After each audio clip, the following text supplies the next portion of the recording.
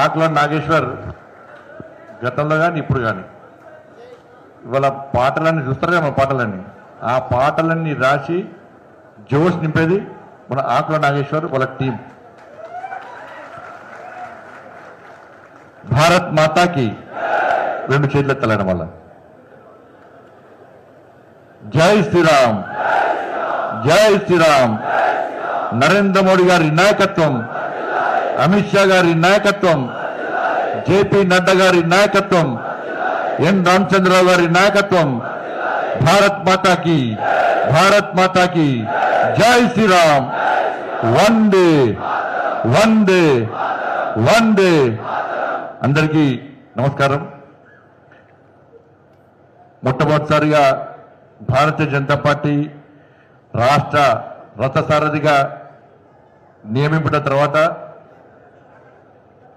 కరీంనగర్ గడ్డ మీద అడుగుపెట్టినటువంటి మనందరి ప్రియతమ నాయకులు భారతీయ జనతా పార్టీ రాష్ట్ర అధ్యక్షులు శ్రీ ఎన్ రామచంద్రరావు గారికి, శాసన మండలి సభ్యులు శ్రీ కొమరయ్య గారికి, శ్రీ అంజిరెడ్డి గారికి, భారతీయ జనతా పార్టీ జిల్లా అధ్యక్షులు నేడు సభాధ్యక్షులు కృష్ణారెడ్డి గారికి, అదేవిధంగా గోపి గారికి, రాష్ట్ర మనోహర్ గారికి, ఇట్లా వేదిక పెద్దలందరికీ, రాష్ట్ర జిల్లా నాయకులకు, అందరూ కూడా వచ్చిన కార్యకర్తలందరికీ, పాత్రికేయ మిత్రులందరూ కూడా నమస్కారాలు.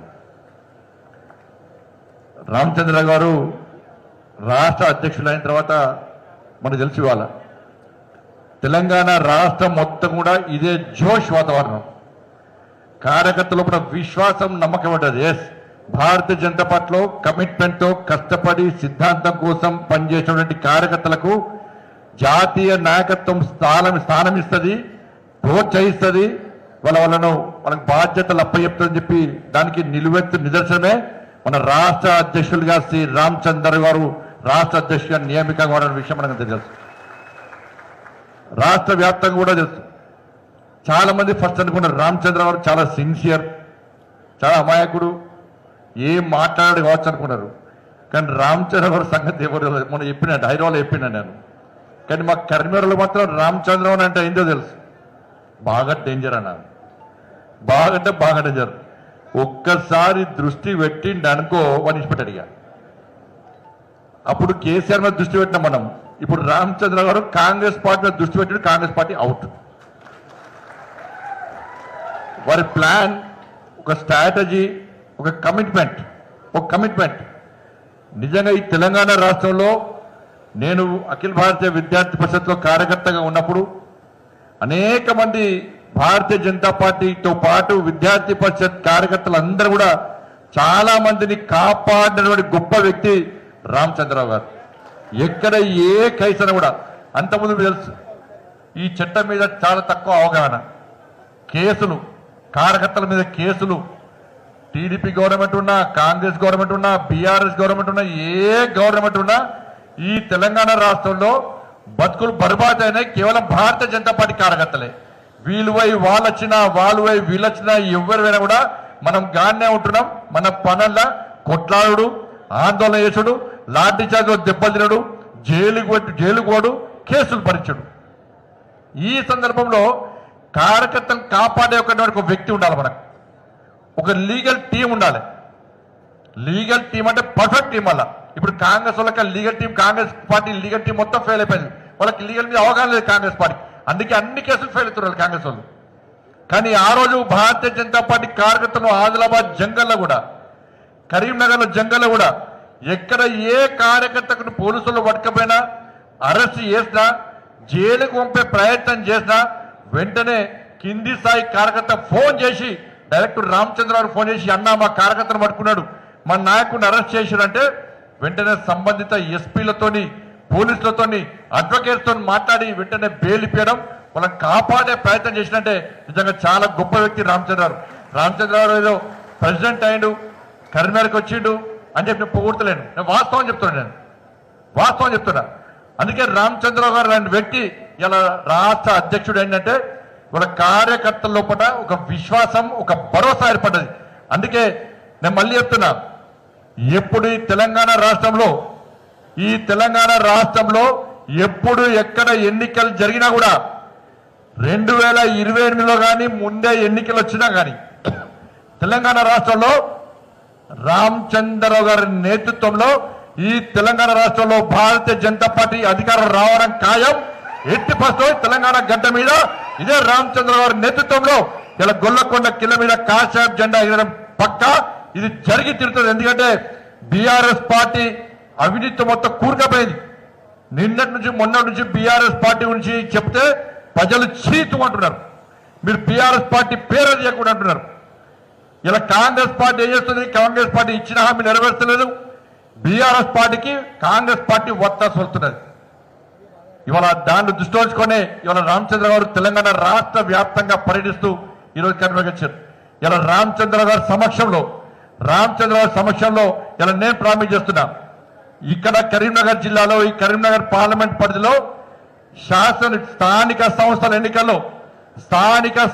ఎన్నికల్లో ఈ కార్యకర్తలందరినీ జెడ్పీటీసీ గాని, ఎంపీటీసీ గాని, సర్పంచ్ గాని, వార్డు మెంబర్లు గాని, కౌన్సిలర్ గాని, కార్పొరేటర్లు గాని అత్యధికంగా మేమే గెలిపించి మీకు అప్పచెప్పే బాధ్యత మాది. వాళ్ళ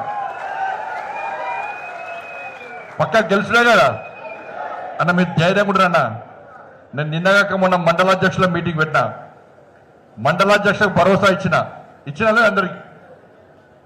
ఇవాళ మీ అందరూ దీనిలో పోలింగ్ బూత్ అధ్యక్షులు కార్యదర్శులు చేతులెత్తురండి వస్తారు. చూడండి సార్. చలో అక్కడ హాల్లో ఇక్కడ బంద్ చేయరు మీరు అనద్దిగా. ఓన్లీ పక్కన హాల్లో ఉన్న వాళ్ళు చేతులెత్తాలి. భారత్ మాతాకి మీరు తెరవాలి. భారత్ మాతాకి అక్కడ ఉన్నారు హాల్లో కూడా. ఇలా నేను చెప్తున్నాను, మీ అందరినీ గెలిపించే బాధ్యత నాది. 100% గెలిపిస్తా. ఏదైనా దేనికైనా తెగించేలా మీ అందరినీ గెలిపించే బాధ్యత నాది. మిమ్మల్ని గెలిపించకుండా కూడా బాధ్యత నాది వేసుకుంటాను. నేను పక్కా గెలిపిస్తాను మీ అందరినీ. ఇవాళ 2 ప్రకటనలు చేస్తున్నాను. ఇవాళ 2 ప్రకటనలు చేస్తున్నా.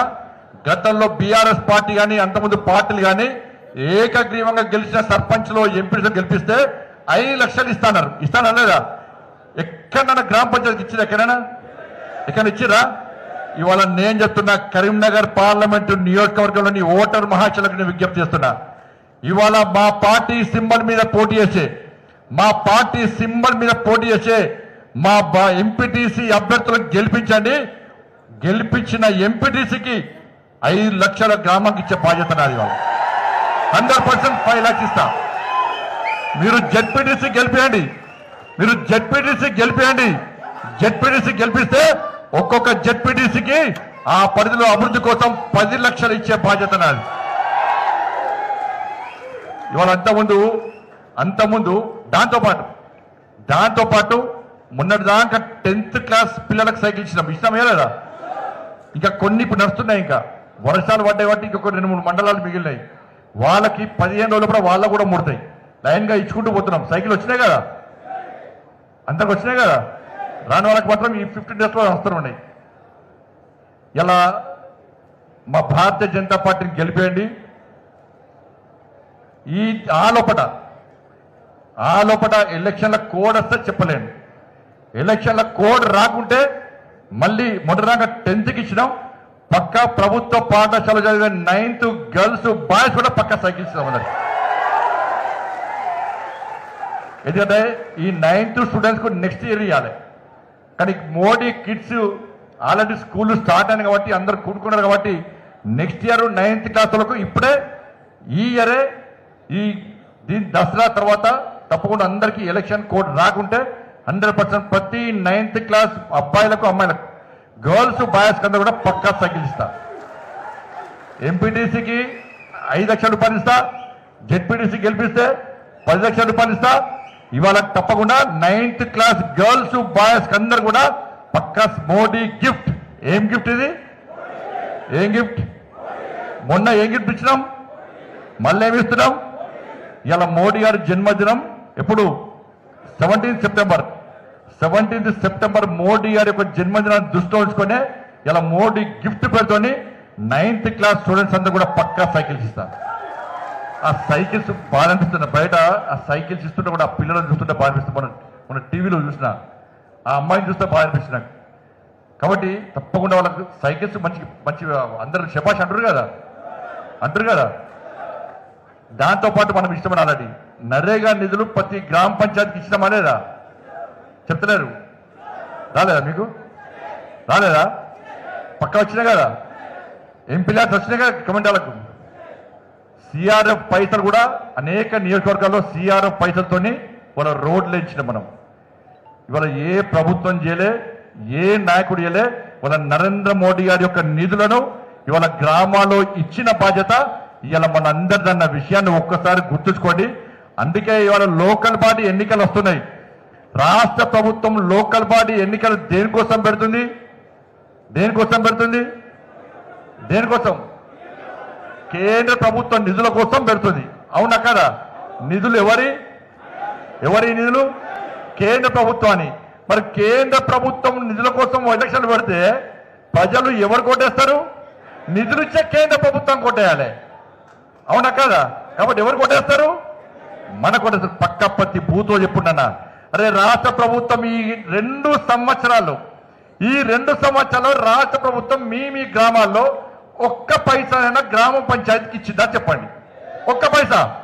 2 సంవత్సరాల్లో గ్రామ పంచాయతీకి ఒక్క పైసా గుండా ఇయ్యని ఏకైక ప్రభుత్వం దేశంలో ప్రపంచంలో ఉన్నదంటే తెలంగాణలోని కాంగ్రెస్ పార్టీ ప్రభుత్వం మాత్రమే. ఇవి పక్కన బీఆర్ఎస్ ఏం చేసింది? మొత్తం సర్పంచ్లతో కేంద్ర ప్రభుత్వం నిధులు మొత్తం దారి మనిచ్చి సర్పంచ్లతో పనులు చేసుకొని ఇలా సర్పంచ్లకు పైసలు ఎగ్గొట్టి ఇలా బీఆర్ఎస్ పార్టీ అట్లా మోసం చేస్తే ఒక్క పైసా ఇవ్వకుండా కాంగ్రెస్ పార్టీ అలా మోసం చేస్తుంది. కాంగ్రెస్ పార్టీ ప్రజాస్వామ్య నమ్మకం లేదు.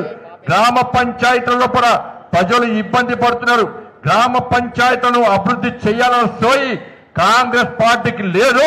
రాష్ట్ర ముఖ్యమంత్రి ఆలోచించేది కేంద్రం నిధులు వస్తుంది వాటిని దొబ్బిపోదామని చెప్పి ఆలోచిస్తుంది తప్ప వేరే ఆలోచన విషయాన్ని గుర్తుంచుకోండి.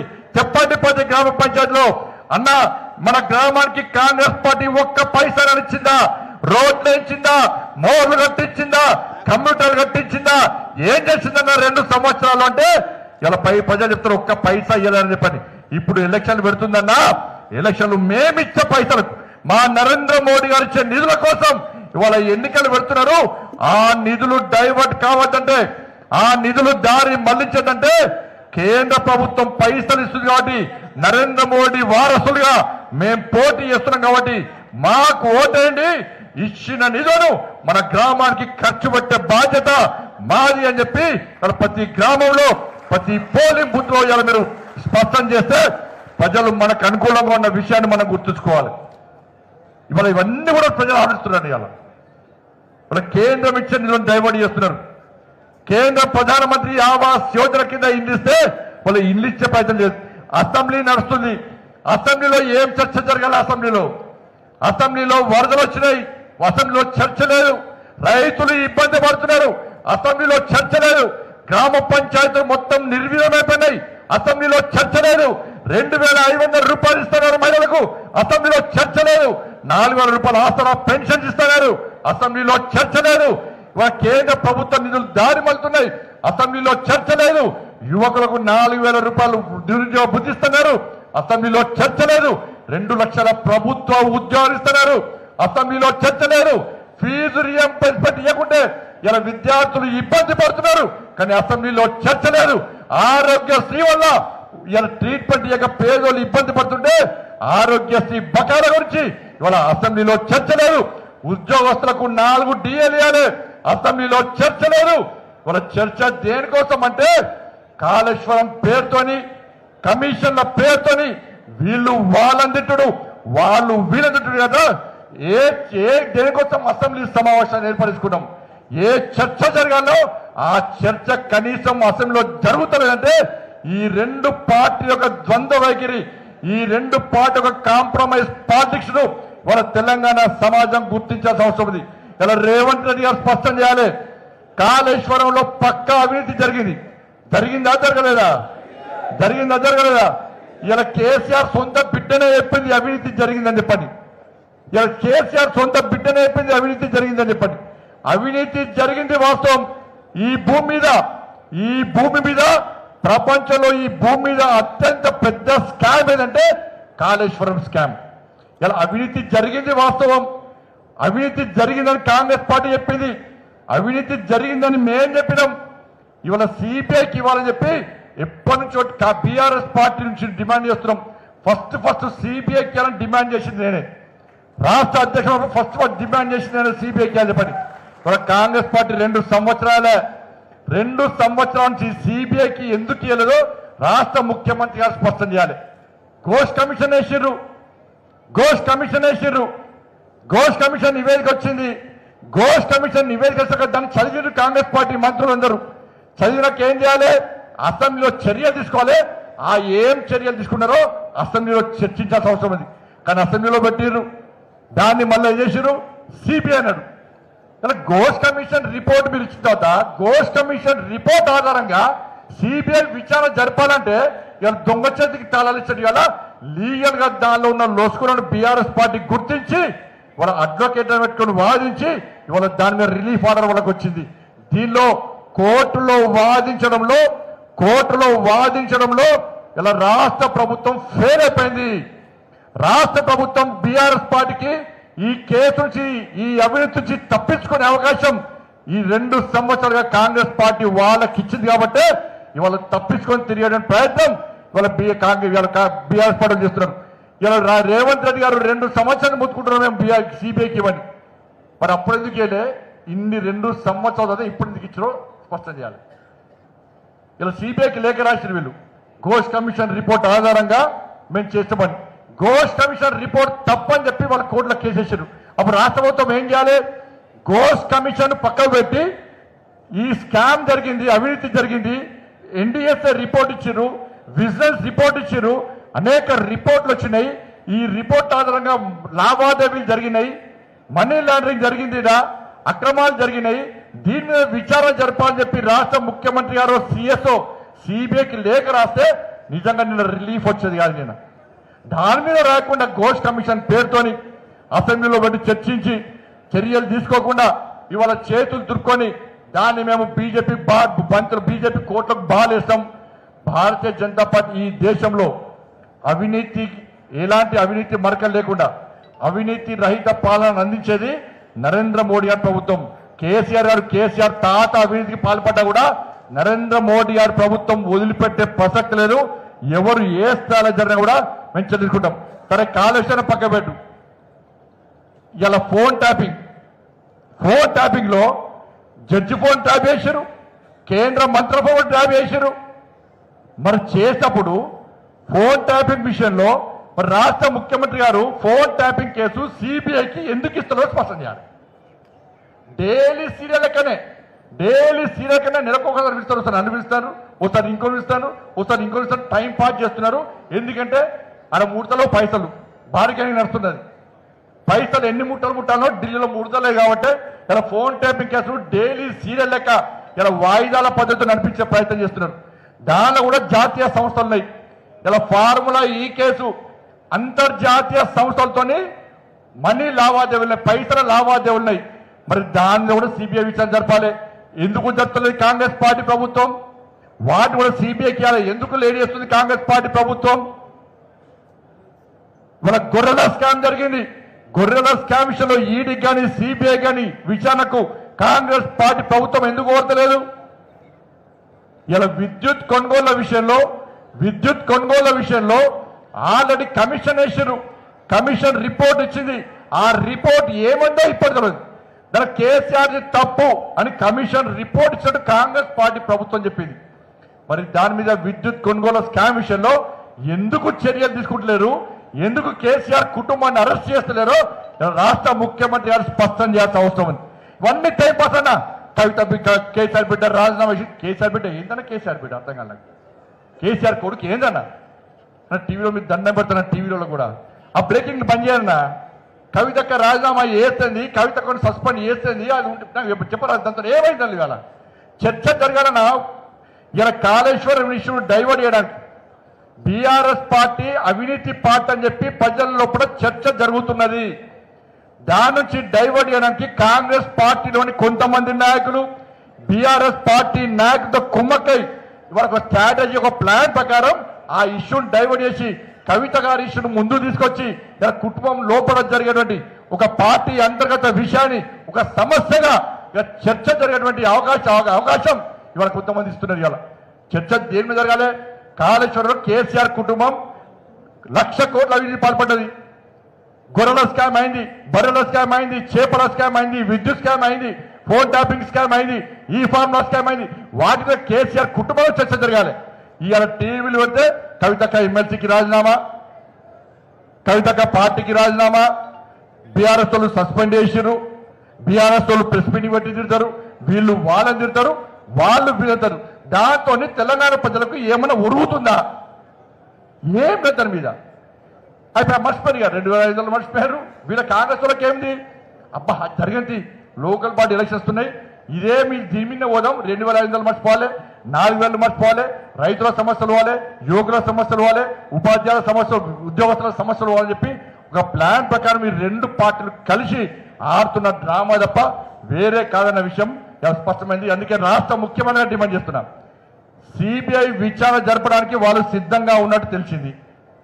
మీరు దయచేసి ఒక లీగల్ ఒపీనియన్ తీసుకొని నిపుణులతో మాట్లాడి మీరిచ్చే సిబిఐ విచారణ కోసం మీరిచ్చే కాంప్లైంట్, మీరిచ్చే ఫిర్యాదును దయచేసి లీగల్ గా ఉండే విధంగా దయచేసి ప్రయత్నం చేయండి. బీఆర్ఎస్ పార్టీకి దీని నుంచి తప్పించుకునే కోర్టు ద్వారా తప్పించుకునే అవకాశం దయచేసి ఇవ్వకండి. మీ లీగల్ టీం ఫెయిల్ అయిపోయింది. అన్ని విషయాల్లో రాష్ట్ర ప్రభుత్వం బీఆర్ఎస్ పార్టీని నిరోధించడంలో, బీఆర్ఎస్ పార్టీని అడ్డుకోవడంలో, న్యాయపరంగా అడ్డుకోవడంలో కాంగ్రెస్ పార్టీ ప్రభుత్వం పూర్తిగా ఫెయిల్ అయింది. దీని ద్వారా మాకు పూర్తిగా స్పష్టత వచ్చింది. బీఆర్ఎస్ పార్టీని కాపాడడానికే కాంగ్రెస్ పార్టీ ఈ లొసుగులను బీఆర్ఎస్ పార్టీకి ఇచ్చే ప్రయత్నం చేస్తుంది. కానీ భారతీయ జనతా పార్టీ మీరు బీఆర్ఎస్ పార్టీని నిరోధించకుంటే, బీఆర్ఎస్ పార్టీ అవినీతి మీరు ప్రశ్నించకుంటే, వాళ్ళని శిక్షించకుంటే ఇలా భారతీయ జనతా పార్టీ కార్యకర్తలు ఇదే రామచంద్ర గారి నేతృత్వంలో గల్లీ గల్లీలో బీఆర్ఎస్ పార్టీ అవినీతికి వ్యతిరేకంగా, బీఆర్ఎస్ పార్టీకి కాంగ్రెస్ పార్టీ చేస్తున్న సపోర్ట్ కు వ్యతిరేకంగా వాళ్ళ గల్లీ గల్లీలో తెలంగాణ రాష్ట్రంలో నీతి న్యాయం కోసం, ప్రజా సమస్యల కోసం భారతీయ జనతా పార్టీ కార్యకర్తలు ఇలా కాషాయపు జెండా ఎత్తుకొని, కమలపు జెండా ఎత్తుకొని గల్లీ గల్లీలో ఉద్యమించడానికి సిద్ధంగా ఉన్నారన్న విషయాన్ని ఇలా కాంగ్రెస్ పార్టీ బీఆర్ఎస్ పార్టీ గుర్తుంచుకోవాలి. కానీ దయచేసి మిత్రులారా, సమస్యల కోసం మనం కొట్టాడుతున్నాం. ఇవాళ అధికారం రావాల్సింది మనం అధికారం రావాల్సింది మనం. ఇవాళ అడ్డిదారి గుడ్డి దెబ్బలో ఇలా కాంగ్రెస్ పార్టీ అధికారంకి వచ్చింది. కానీ కాంగ్రెస్ పార్టీ అధికారంకి వచ్చినాక బీఆర్ఎస్ పార్టీ మీద వ్యక్తిగతంతో మాత్రమే కాంగ్రెస్ పార్టీ అధికారంకి వచ్చింది. కాంగ్రెస్ పార్టీ మీద తెలంగాణ ప్రజలకు విశ్వాసం, నమ్మకం లేదు. కేవలం బీఆర్ఎస్ పార్టీ మీద వ్యతిరేకతతో మాత్రమే కాంగ్రెస్ పార్టీ వచ్చింది. ఇవాళ ఏమి చేసింది కాంగ్రెస్ పార్టీ? అన్ని 6 గ్యారెంటీ ఇచ్చింది, 420 హామీలు ఇచ్చింది, అన్ని మోసం చేసింది. లాస్ట్ కు బీసీ డిక్లరేషన్ అంటున్నారు. ఇలా కామారెడ్డిలో వరదలు వచ్చినాయన్న, కామారెడ్డిలో వరదలు వచ్చి ఇళ్ళన్ని కొట్టుకపోయినాయి. ఇలా కామారెడ్డి వరదలు వచ్చి ఇల్లు కొట్టుకపోయినాయి. అదే కామారెడ్డి వరదలో కామారెడ్డి డిక్లరేషన్ కూడా కొట్టుకపోయినాయి. ఇక దాని గురించి మాట్లాడతలేరు. కామారెడ్డి వరద కామారెడ్డి కొట్టుకపోయింది, కామారెడ్డి డిక్లరేషన్ కొట్టుకపోయింది. ఇలా బీసీల గురించి ఇలా కాంగ్రెస్ పార్టీ బీఆర్ఎస్ వాళ్ళు ఏ విధంగా మొసలి కన్నీరు కాస్తారో స్పష్టం చేయండి అన్న. బీసీలకు ఇలా బీసీలకు ఆల్రెడీ నరేంద్ర మోడీ గారి ప్రభుత్వం 27% రిజర్వేషన్ ఇస్తున్నది. ఎంత ఎంత శాతం? ఎంత శాతం? 27. అవునా కాదా? ఇలా కాంగ్రెస్ పార్టీ ఎంత ఇస్తానది?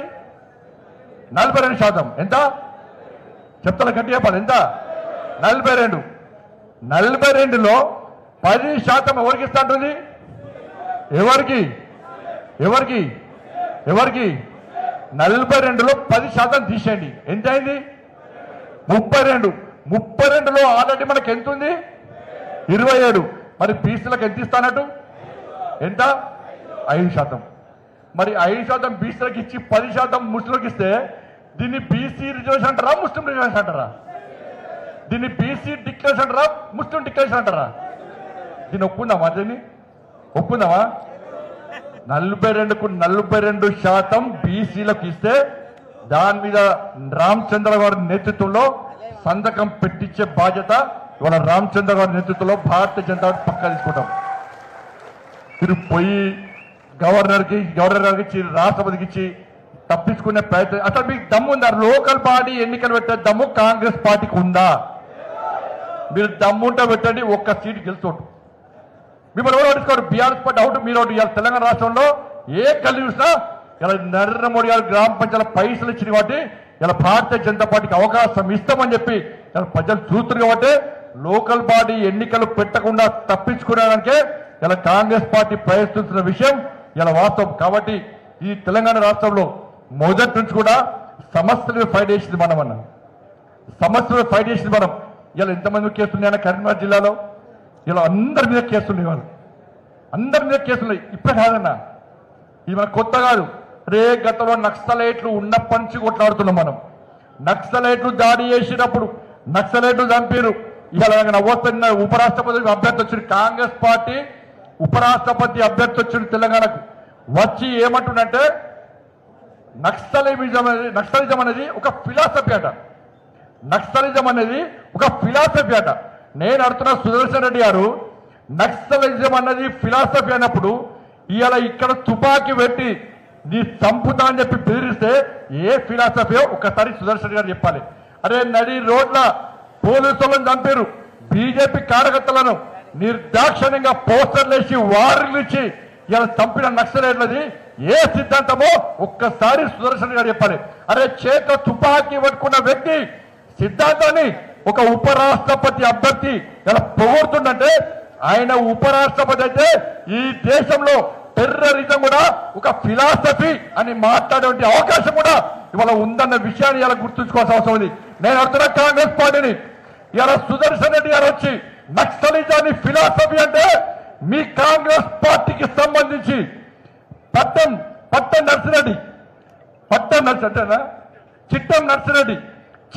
నర్సిరెడ్డి మా డీకే అన్న గారు, మా జాతీయ నాయకుడు డీకే అన్న గారి యొక్క ఫాదర్, ఇవాళ చిట్టం నర్సిరెడ్డి గారి యొక్క కోడలు మనవరాలు ఇలా పర్ణికారెడ్డి గారు మీ కాంగ్రెస్ పార్టీకి సంబంధించిన శాసన సభ్యురాలు.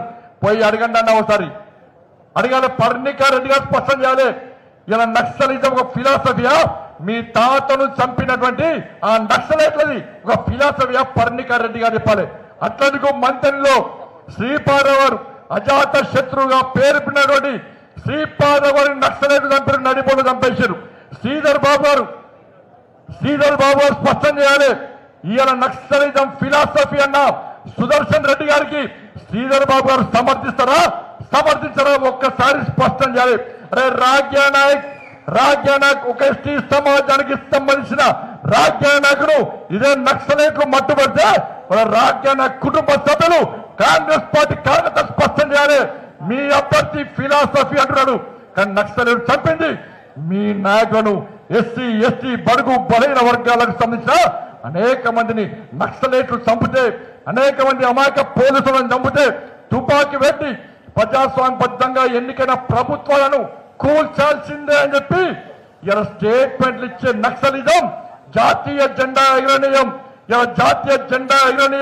15th ఆగస్టుకు 26 జనవరికి నల్ల జెండాలు మాత్రమే ఎగిరాయని చెప్పి ఈ దేశ సార్వభౌమాధికారాన్ని ఈ దేశ వ్యతిరేక వ్యాఖ్యలు చేసి ఈ దేశ వ్యతిరేక భావజాలంతో ఉన్న నక్సలైట్ల ఫిలాసఫీ ఏ ఫిలాసఫీ, ఆ ఫిలాసఫీకి సుదర్శన్ రెడ్డి గారు ఎట్లా సమర్థిస్తారో ఒక్కసారి కాంగ్రెస్ పార్టీ స్పష్టం చేయాల్సిన అవసరం ఉంది. అందుకని Bharatiya Janata party line clear. మేము ఈ దేశం కోసం, ఈ ధర్మం కోసం, ఈ సమాజం కోసం, ఈ దేశంలో పేద ప్రజల కోసం పనిచేసే ప్రభుత్వం నరేంద్ర మోడీ గారి ప్రభుత్వం కనుకనే ఇలా ముచ్చటగా 3వసారి ఈ దేశ ప్రజలందరూ కూడా నరేంద్ర మోడీ గారికి అధికారం ఇచ్చారు. ఇలా బీసీల గురించి మాట్లాడుతున్నారు. 27 మంది బీసీ ఎంపీలను మంత్రులు చేస్తే కనుక నరేంద్ర మోడీ గారు అన్న. అరే నరేంద్ర మోడీ గారే ఈ దేశ ప్రధానే ఒక బీసీ, ఈ దేశానికి ఒక బీసీ ప్రధాన్ని అందించిన ఘనత ఇలా భారతీయ జనతా పార్టీ అన్న విషయాన్ని గుర్తుంచుకోండి. 27 మంది ఎంపీలను చేస్తాం. ఒక ఎస్టీకి సంబంధించి రామ్నాథ్ కోవింద్ రాష్ట్రపతి చేస్తాం, ఒక ఎస్టీకి సంబంధించి ద్రౌపది ముర్ముని రాష్ట్రపతి చేస్తాం, ఒక మైనార్టీకి సంబంధించి అబ్దుల్ కలాం గాని ఒక రాష్ట్రపతి చేస్తాం. ఇవాళ ఈ దేశంలో బీసీల గురించి, ఎస్సీల గురించి మాట్లాడే పార్టీ కేవలం భారతీయ జనతా పార్టీ అన్న విషయాన్ని గుర్తుంచుకోండి. ఇవాళ అదే బీసీ వ్యక్తిని ఉపరాష్ట్రపతిగా పెడితే ఇక్కడ బీసీ రిజర్వేషన్ల గురించి మాట్లాడే కాంగ్రెస్ బీఆర్ఎస్ ఇలా బీసీ అభ్యర్థిని ఓడగొట్టే ప్రయత్నం చేస్తున్నాయి. నా అగ్రవర్ణాల్లో పేదలకు ఈడబ్ల్యూఎస్ ఇచ్చింది కూడా ఇలా భారతీయ జనతా పార్టీ ప్రభుత్వం, నరేంద్ర మోడీ గారి ప్రభుత్వం. వాళ్ళ రెడ్డిలందరూ బాధపడుతున్నారు. రెడ్డిలందరూ కూడా అరే ఏంటి రేవంత్ రెడ్డి గారు నిన్ను రెడ్డి అని ముఖ్యమంత్రి చేస్తే ఇవాళ ఓడిపోయే సీట్లలో రెడ్డిని పెడతారా మీరు? ఎట్లా ఓడిపోతాం ఉపరాష్ట్రపతిగా అక్కడి నుంచి వచ్చి రెడ్డిని పెడతారా మీరు? ఎందుకే ఆయన ఓడిపోయిన సుదర్శన్ రెడ్డికి ఇలా ఈడబ్ల్యూఎస్ ఇచ్చి మా బడుగు అగ్రవర్ణాల్లో పేదలను కాపాడిన వ్యక్తి నరేంద్ర మోడీ గారు. కాబట్టి నరేంద్ర మోడీ గారికి వ్యతిరేకంగా మేము సపోర్ట్ చేసే ప్రసక్తే లేదని చెప్పి వాళ్ళ రెడ్డి ఎంపీలు కూడా రెడ్డి ఎంపీల మీద ఆ రెడ్డి జాతి ఒత్తిడి తీసుకొస్తున్న విషయం వాస్తవం. కాబట్టి దయచేసి మిత్రులారా ఇవన్నీ ఆలోచించండి. ఇవన్నీ ఎందుకు చెప్తామంటే ఇవాళ పోలింగ్ బూత్ అధ్యక్షులు చాలా మంది వచ్చారు. వాళ్ళ గ్రామాన ప్రతి పోలింగ్ బూత్లో భారతీయ జనతా పార్టీ యొక్క ఆలోచన, నరేంద్ర మోడీ గారు చేస్తున్న అభివృద్ధి, నరేంద్ర మోడీ గారు ఇస్తున్న నిధులు, వాటిని మనం ప్రచారం చేయాల్సిన అవసరం ఉంది. కాబట్టి ఇలా మీరందరూ కూడా ఎన్నికలు ఎప్పుడైనా రావచ్చు, ఎన్నికలు వచ్చినా రాకున్నా కూడా మనము మన పోలింగ్ బూత్ లో మన పార్టీని శక్తివంతంగా తయారు చేసే బాధ్యత ఉంది. ఈ పోలింగ్ బూత్ అధ్యక్షులు కార్యదర్శులు వేరే పార్టీలో ఉండరు, సోషల్ మీడియాలో వేరే పార్టీలో ఉండరు. కేవలం భారతీయ జనతా పార్టీ మాత్రమే ఎన్నికలు ఉన్నా లేకున్నా ప్రతి పోలింగ్ బూత్ లో ప్రజా సమస్యలుగా కొట్టడానికి, ప్రభుత్వం మెడలు వంచడానికి, ప్రభుత్వాన్ని ప్రశ్నించడానికి, నరేంద్ర మోడీ యొక్క అభివృద్ధి చెప్పడానికి, నరేంద్ర మోడీ యొక్క సంక్షేమ పథకాలు అందరికీ అందడానికి ఇలా Bharatiya Janata party polling booth కమిటీలను శక్తివంతంగా తయారు చేసి స్థానిక సంస్థల ఎన్నికలకు ఒక జంగు సైరని ఇలా ప్రకటించి రామచంద్ర గారి నేతృత్వంలో అత్యధిక స్థానాలు జడ్పీలు, కార్పొరేషన్లు, మున్సిపాలిటీలు, మండల్స్ అన్ని కూడా కైవసం చేసుకోవడానికి తెలంగాణ రాష్ట్ర వ్యాప్తంగా రామచంద్ర గారు దాదాపు 2 నెలల నుంచి మొత్తం విస్తృత పర్యటన చేస్తూ కార్యకర్తలకు ఒక మంచి స్ఫూర్తిదాయక సందేశాన్ని ఇస్తున్న విషయాన్ని మనం గుర్తుంచుకోవాలి. అందుకే కరీంనగర్ లో ఈ రోజు ఇంత ఘన స్వాగతం పలికినాం. మేము మళ్ళీ చెప్తున్న రామచంద్ర గారికి, ఈ కరీంనగర్ లో నా కోసం కార్యకర్తలు కష్టపడి పనిచేశారు. ఇలా 2 ఎమ్మెల్సీ అభ్యర్థులను గెలిపించుకున్నాం. మేము 2 ఎమ్మెల్సీ అభ్యర్థుల విషయంలో చాలా మంది కాంగ్రెస్ పార్టీ బీఆర్ఎస్ కుమ్మక్కై ఇలా భారతీయ జనతా పార్టీని ఓడగొట్టే ప్రయత్నం చేస్తే ఇటు అంజిరెడ్డి గారిని, కొమరే గారిని ఇలా కష్టపడి నేను 10 నెలల రోజులు కష్టపడి పనిచేస్తా. నెల రోజులు టెలికాన్ఫరెన్స్ మాట్లాడినా, మీ అందరి దగ్గర మాట్లాడినా, మీరందరూ దాదాపు నెల రోజుల పాటు కార్యకర్తలు అన్ని పనులు వదిలిపెట్టుకొని పోలింగ్ బూత్ లో పనిచేశారు. నాకు ఒక కాంగ్రెస్ పార్టీ నాయకుడు కలిసి చెప్పాడు, అన్నానే మా పార్టీ ఎన్నికల్లో ఓడిపోవడానికి కారణం ఏంటంటే బండి సంజయ్ గారు నిర్వహించినటువంటి టెలికాన్ఫరెన్స్. దాంతో పాటు ప్రతి పోలింగ్ బూత్ దగ్గర భారతీయ జనతా పార్టీ కార్యకర్తలు కాషాయ్ కండువా వేసుకొని ఒక్కొక్క బూత్ దగ్గర 50-100 మంది కార్యకర్తలు పొద్దున మార్నింగ్ 6 నుంచి సాయంత్రం 5 వరకు ఎవరు ఓటర్స్ వచ్చినా అన్నా జై శ్రీరామ్, అన్న మోడీ గారికి ఓటై, అన్నా జై శ్రీరామ్, అన్న అంజిరెడ్డి గారికి ఓటై, అన్నా జై శ్రీరామ్, అన్న కొమరే గారికి ఓటై, బీజేపీని గెలిపి అన్న అని చెప్పి ఈ కార్యకర్తలు పోలింగ్ బూత్ దగ్గర కష్టపడ్డ తీరు, అక్కడ పూర్తిగా వాతావరణాన్ని మార్చేసి ఇలా భారతీయ జనతా పార్టీ అభ్యర్థులను గెలిపించిన విషయం నేను చెప్పుడు కాదన్న కాంగ్రెస్ పార్టీలో బయటకుంటారు. ఇది భారతీయ జనతా పార్టీ కార్యకర్తల గొప్పతనం, కాంగ్రెస్ పార్టీ కార్యకర్తల కమిట్మెంట్, భారతీయ జనతా పార్టీ కార్యకర్తల కమిట్మెంట్. భారతీయ జనతా పార్టీ కార్యకర్తలు మొండి పట్టుతోని కసితోని పట్ట పండ్లు కొడుతూ కష్టపడి పనిచేస్తే ఏ విధంగా గెలుస్తామో 2 ఎమ్మెల్సీలు గెలిపించుకొని ఇలా రాష్ట్ర పార్టీకి ఇచ్చిన గడ్డ ఈ కరీంనగర్ గడ్డ అన్న విషయాన్ని గుర్తుంచుకొని, అందుకే ఇప్పుడు రామచంద్ర ప్రెసిడెంట్ అయ్యాడు. తప్పకుండా ఇక్కడ ఎన్నిక జరిగినా కూడా ఈ కరీంనగర్ నుంచి కార్యకర్తలు ఎక్కడ పిలిచినా కూడా ఏ బాధ్యత ఇచ్చినా కూడా ఇలా కష్టపడి పనిచేయడానికి సిద్ధంగా ఉన్నాం. ఇలా మా ఎలక్షన్ లోకల్ బాడీ ఎన్నికల్లో గెలుస్తాం. ఈ తెలంగాణ రాష్ట్రంలో మీ నేతృత్వంలో ఎట్టి పట్ల భారతీయ జనతా పార్టీ ప్రభుత్వాన్ని, రామరాజ్యాన్ని, మోడీ రాజ్యాన్ని ఈ తెలంగాణలో ఏర్పాటు చేస్తామని చెప్పి ఈ సందర్భంగా హామీ ఇస్తూ కరీంనగర్ గడ్డ ఎప్పుడు మీకు అండగా ఉంటుందని చెప్పి ఈ సందర్భంగా మీకు భరోసా ఇస్తూ ఇంత పెద్ద ఎత్తున తరలి వచ్చినటువంటి Bharatiya Janata party polling booth అధ్యక్షులు, పోలింగ్ బూత్ కార్యదర్శులు, సోషల్ మీడియా ఇన్ఛార్జీలు అందరూ కూడా భారతీయ జనతా పార్టీ నాయకులకు, మీడియా మిత్రులందరూ కూడా హృదయపూర్వక ధన్యవాదాలు వేస్తూ మళ్ళీ చెప్తున్నా, మీ అందరినీ గెలిపించుకునే బాధ్యత అనేది ఎక్కడ టెన్షన్ పడదు. అన్న టికెట్లు ఎవరికి ఇవ్వాలో వాళ్ళకి ఇస్తాం. ఎవరు గెలుస్తారో వాళ్ళకు మాత్రమే టికెట్ ఇస్తాం. గెలిచే వాళ్ళకు మాత్రమే టికెట్ ఇస్తాం. ఆల్రెడీ సర్వే స్టార్ట్ అయింది. నీ మనిషి, నా మనిషి, కృష్ణారెడ్డి వర్గం, నా వర్గము, రామచంద్రరావు వర్గం, ఇంకో వర్గం, ఏ వర్గం లేదు. వర్గం అన్నా ఒకటే వర్గం, భారతీయ జనతా పార్టీ వర్గం. ఎవరు గెలుస్తా కూడా, ఎవరు గెలుస్తారన్నా కూడా వాళ్ళకు పక్కా టికెట్ ఇస్తాం. ఎవరికి జిల్లా ఎవరు టెన్షన్ పడాల్సిన అవసరం లేదు, ఎవరు నారాజు కావాల్సిన అవసరం లేదు. గెలిచేటోళ్ళకి టికెట్ ఇస్తాం. ఎవరైతే బాగా కష్టపడి పనిచేస్తారో పార్టీ కోసం, గెలిచే అవకాశం లేదో రామచంద్ర గారు రిక్వెస్ట్ చేసి వాళ్ళకు నామినేటెడ్ పోస్ట్ ఇస్తాం. లేకుంటే పార్టీ పోస్టులు ఇచ్చి వాళ్ళని కూడా సగౌరవంగా వాళ్ళకి గౌరవించే బాధ్యత నా. ఇలా ఎవ్వరికి ఏం అన్యాయం చేయం. అందరు కలిసి ఉండండి. అందరు మోడీ గారి నాయకత్వంలో, రాష్ట్రంలో రామచంద్ర గారి నాయకత్వంలో అందరం కలిసి పనిచేద్దామని చెప్పి ఈ సందర్భంగా విజ్ఞప్తి చేస్తూ, అందరు రెడీ కదా? అందరు రెడీ కదా? లోకల్ పార్టీ ఎలక్షన్స్ కు అన్న ఎవరెవరు పోటీ చేస్తుంటే ఇప్పుడు నాకు తెలిసి సర్పంచ్ ఇప్పుడు జరిగాయన్న. సర్పంచ్, వార్డు మెంబర్లు నాకు తెలిసి ఇప్పుడు జరిగాయి. వాళ్ళు పెట్టేటి జెడ్పీటీసీ, ఎంపీటీసీ. జెడ్పీటీసీగా పోటీ చేస్తే మనోళ్ళు చేస్తున్నాడు. తక్కువనే ఉండరు, ఏం కాదు. చలో దించు అప్పుడు కాంపిటీషన్ ఇక్కడే ఎక్కువ ఉండే, ఇక్కడే ఎక్కువ ఉన్నది అన్న. మీరు ఊహించిన విధంగా ఒక నిమిషం అన్న. సిరిసిల్లలో సెస్ ఎలక్షన్, సిరిసిల్ల చేద్దరు, సిరిసిల్ల వచ్చి చేద్దరు, సిరిసిల్ల వేములవాడ చేద్దరు. సెస్ ఎలక్షన్స్ లో టీఆర్ఎస్ లో బట్టలు దడిపిన లావు దడిపిన లేదా, చేసినావు లేదా? స్ట్రాటజీ పనిచేసిన. సరే వాడు దొంగ, ఆ దొంగ మొత్తం మనం గెలిచిన సీట్లను కూడా వాడే ప్రకటించుకున్నాం. అవునా కదా? వీర్నపల్లి ఫస్ట్ గెలిచాం మనం. వీర్నపల్లి ఎవరు వచ్చారు? నాకు వచ్చిందా? వీర్నపల్లి గెలిచిన తర్వాత మళ్ళా ఆపి వాళ్ళని అకౌంట్ తీసుకుంటాను. లాస్ట్కు 3 గెలిస్తే 4 గెలిస్తే 4 కూడా వాళ్ళ అకౌంట్ టీఆర్ఎస్ ఉంది. అంత అరాచకం వాళ్ళది. అక్కడ పోలింగ్ ఆఫీసర్ ఫోన్ చేసి నాకు, సార్ 4 గెలిచింది సార్ మీరు, కానీ నాకు కేసీఆర్ కొడుకు ఫోన్ చేసి వార్నింగ్ ఇచ్చింది సార్, నాకు హెల్త్ మంచలేదు సార్, నన్ను కాపాడాను సార్ అంటే, నేనే ఫోన్ చేసి అమ్మా 4 నువ్వేసుకపో, ప్రజలకు తెలుసు, ప్రజల లోపల మేమున్నాం, గెలుస్తామని మాకు తెలుసు, మా కార్యకర్తలు ఎక్కడ నారాజు కాదు, నీ ఉద్యోగం కాపాడుకో, నువ్వు జాగ్రత్తగా ఉన్నామని చెప్పి బీఆర్ఎస్ వాళ్ళకు బిచ్చం వేస్తాం మనం. 4 సీట్లు 4 బిచ్చం వేస్తాం మనం. ఇదే స్ట్రాటజీని ఇవాళ కరీంనగర్ పార్లమెంట్లో పక్కా అదే స్థాయిలో సహకరిస్తా, అదే స్థాయిలో మిమ్మల్ని ఆదుకుంటా, అదే స్థాయిలో మీకోసం కష్టపడతా, అదే స్థాయిలో మిమ్మల్ని గెలిపిస్తా. ఎంపీటీసీ పోటీ చేద్దాం.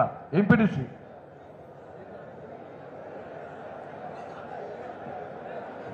అబ్బో ఒక్కరు గుర్తుంచుకోడన్నా, మనది రాజకీయ పార్టీ, ఫుల్ కాంపిటీషన్ ఉన్నది. కాంపిటీషన్ ఇబ్బంది అక్కడ ఉన్నారు, కాంపిటీషన్ ఇబ్బంది లేదు. రాజకీయ నాయకుడు అంటోడు ఒక్కసారన్నా ఎన్నికల్లో గెలవాలి, ఒక్కసారన్నా ఎన్నికల్లో గెలవాలి. లేకుండా వీడు ఒక్కసారి గెలవలేదు అదే వీడు ఏం చెప్తాడే మనకంటారు. అందుకే అందరు పోటీ అని చెప్పి వాడు కాంపిటీషన్ పెంచకూడదు. మళ్ళీ నాకు పక్క అందరు పోటీ చేయాలి, వాడు మెంబర్ అన్న పోటీ చేసి గెలవాలి అందరు. ఓకేనా? ధన్యవాదాలు. భారత్ మాతాకి జై శ్రీరామ్. రామచంద్రరావు గారి నాయకత్వం. భారత్ మాతాకి జై శ్రీరామ్.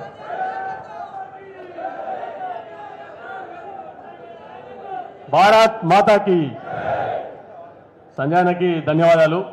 మన ఈనాటి కార్యక్రమ ముఖ్య అతిథి రాష్ట్ర రథసారథి మాజీ శాసన మండలి సభ్యులు పెద్దలు ఎన్ రామచంద్రరావు గారిని మాట్లాడాల్సిందిగా కోరుతున్నాం. వారు మాట్లాడే ముందు జిల్లా పార్టీ నుంచి ఒకసారి గజమాలతోటి సన్మానం చేయాల్సిందిగా కోరుతున్నాం.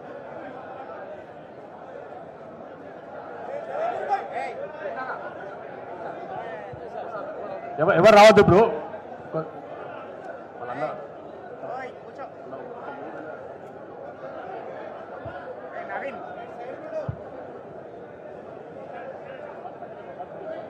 మీరు మిగతా వాళ్ళు మైనార్టీ మోర్చా, తర్వాత కార్పొరేటర్స్ కానీ, తర్వాత ఓబీసీ మోర్చా మాట్లాడిన తర్వాత చెప్తాం. అందరు ఎవరు కూడా సేమికి రావు.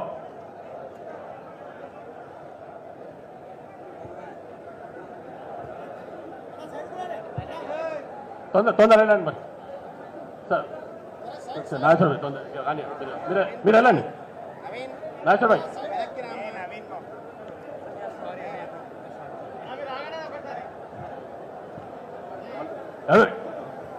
మన మధ్యలో ఎవరు అది ఎవరు అది అందరు సన్మానిత ఉంటారు అందరు మొత్తం అందరు సార్ అందరు రాసిగా అందరు లాస్ట్గా అందరు కూర్చోండి అందరు కూర్చోండి అందరు కూర్చోండి పక్కన అందరు కూర్చోండి అలా కూర్చోండి